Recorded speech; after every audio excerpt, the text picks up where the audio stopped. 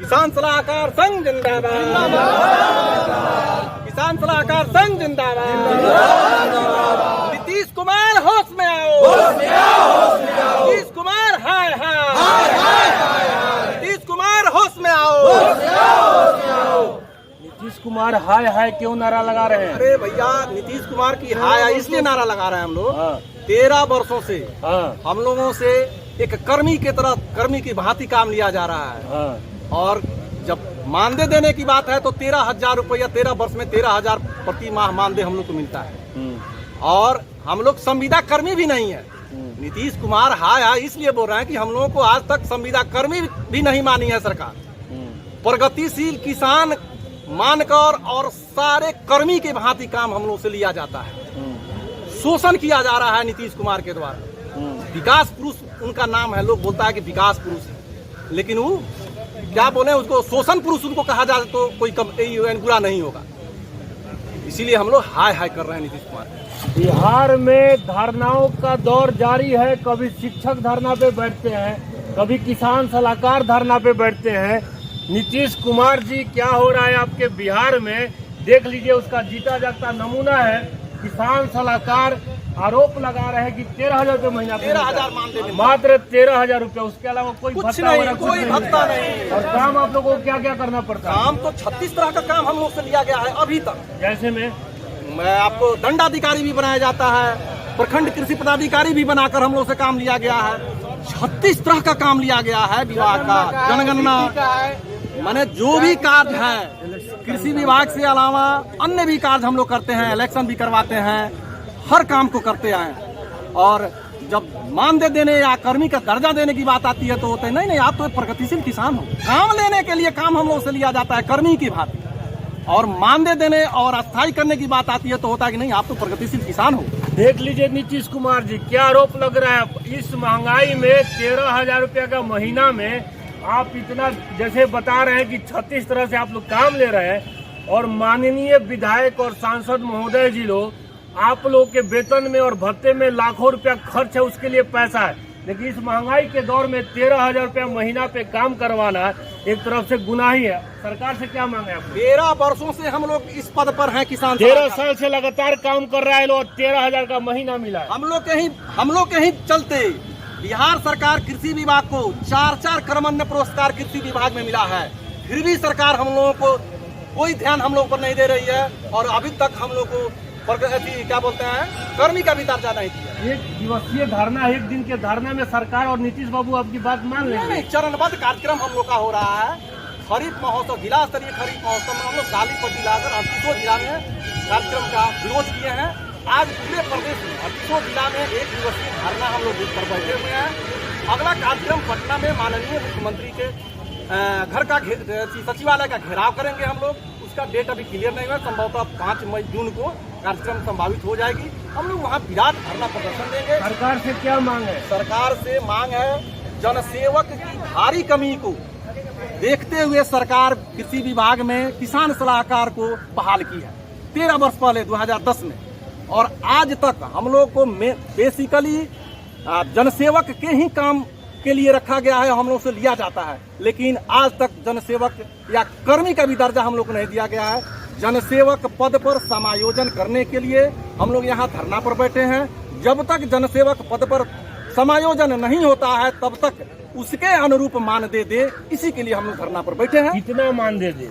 मानदेय हम लोग को 45,000 मिलना चाहिए, तभी जाकर हम लोग महीने का 45,000 रुपया मांग रहा है लोग। 13,000 रुपया नीतीश जी आप देते हैं, अब आप ही फैसला कीजिए पैसा कहाँ से आएगा।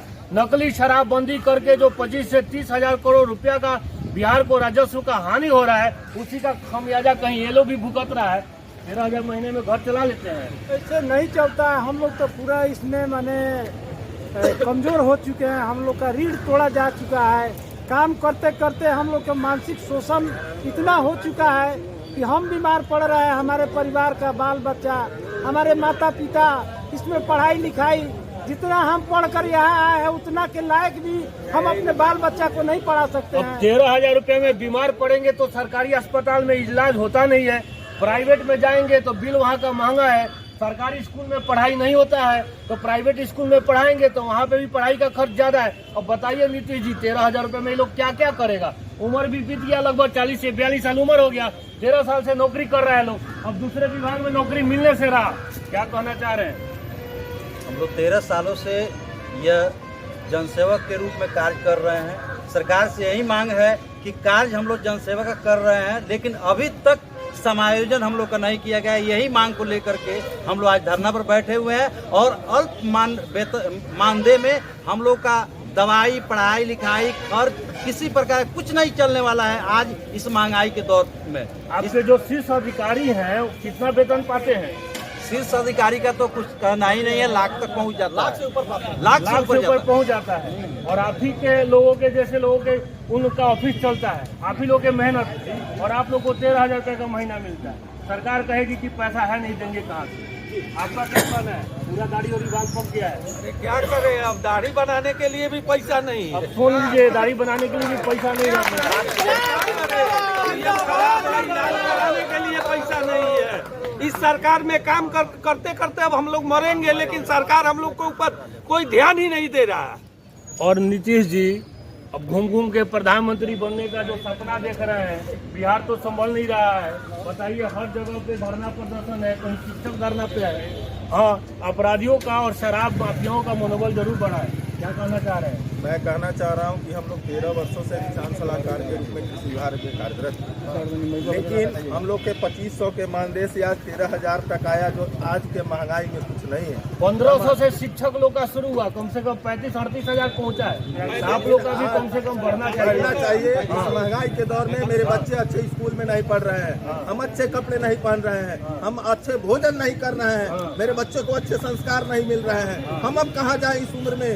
मेरी उम्र 45 साल हो गया है, हम लोग अब कहाँ जाएंगे? किस फैक्ट्री में काम खोजे? मैं माननीय मुख्यमंत्री जी से कहना चाहता हूँ कि हमारी मांगों को अविलंब पूरा करें, नहीं तो हम अपने आंदोलन में और गति देंगे और तेज देंगे, आपको ईंट से ईंट बजा देंगे। इसके लिए जो परिणाम भुगतना होगा हम लोग तो देख लीजिए नीतीश कुमार जी, आपके बिहार में ये लोग भी धरना पे है और ये बात सही है। इस महंगाई में 13,000 रुपया महीना पे काम करवाना एक तरह से गुनाह है और गुनाह आप ही के द्वारा हो रहा है। अगर इन लोगों के पास पैसा नहीं है, इन लोगों के लिए आपके पास पैसा नहीं है, तो माननीय विधायक और सांसद महोदय के लिए लाखों रुपया का भत्ता और उन लोगों का इतना सैलरी क्यों? बड़ा सवाल इस पे है। किसान सलाहकार को यह सरकार 13 साल से ठग रही है।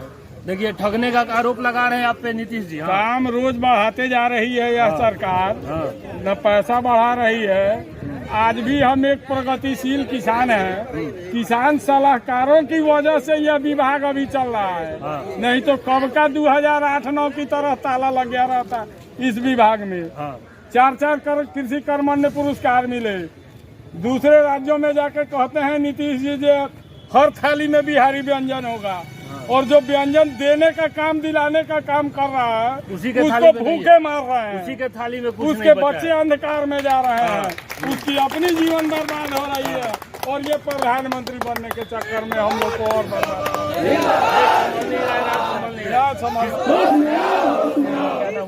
मेरा नाम सत्यप्रकाश,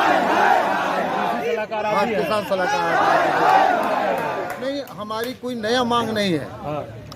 जब से नीतीश जी ने सत्ता संभाला, सारे विभाग में कर्मियों की व्यापक कमी थी, उन्होंने संविदा नियोजन करके भरा, किसान सलाहकारों को भी चयनित किया गया।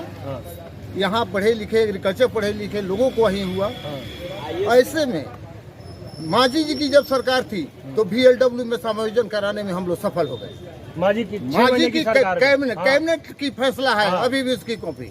नीतीश जी ने इसे उलट दिया, मांझी को हटाने के बाद 46 फैसला को कैंसिल किया, जिसमें एक ऐसा ये भी फैसला, उसमें से 8 फैसला विभिन्न RJD या पुलिस में एसोसिएशन के दबाव में उन्होंने माना। लेकिन किसान सलाहकार जो इनके कृषि कैबिनेट और कृषि रोड मैप का ग्रास रूट पर पंचायत स्तर पर तैनात रीढ़ है, उसके साथ यह भेदभाव हो रहा है। अभी भी समय है मुख्यमंत्री जी, आप अपने अहंकार को छोड़कर और इन सलाहकारों की दुख दर्द को बांटने का प्रयास कीजिए, नहीं तो भविष्य आपका अब अंधकार में जाएगा और आप गर्त में गिरेंगे। इससे कोई नहीं बचा पाएगा, कोई नहीं बचाएगा। मोतिहारी से सच्चाई न्यूज के लिए संजय मिश्रा।